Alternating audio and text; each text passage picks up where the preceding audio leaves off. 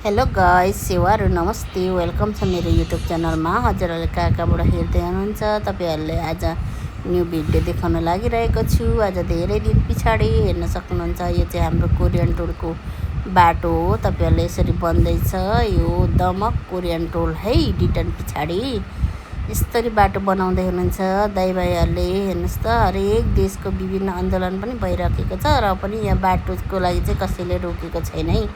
एकदम राम्रो साथ बाटो बनाउँदै हुनुहुन्छ। यहाँ हेर्न सक्नुहुन्छ तपाईँहरूलाई। मैले त फुल भिडियो तपाईँहरूलाई देखाउन लागिरहेको छु। यहाँ एक दुईवटा कुखुराहरू पनि यहाँ देखिराखेको छु है मैले बाटोमा। हेर्न सक्नुहुन्छ गाइजहरू। लाइक कमेन्ट सेयर सब्सक्राइब गर्न नभुल्नु होला। नयाँ हुनुहुन्छ भने एकदम माया गरिदिनु होला, सपोर्ट गरिदिनु होला।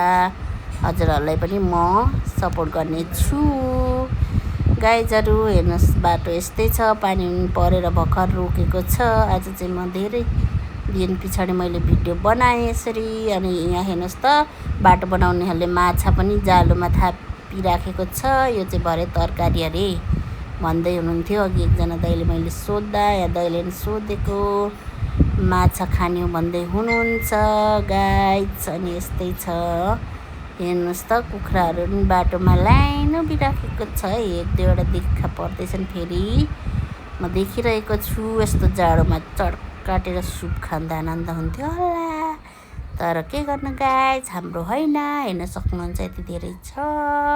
कसको खोरहरू पनि देखिराखेको छु, कसको भनेर मैले सोध्न नमिल्ने।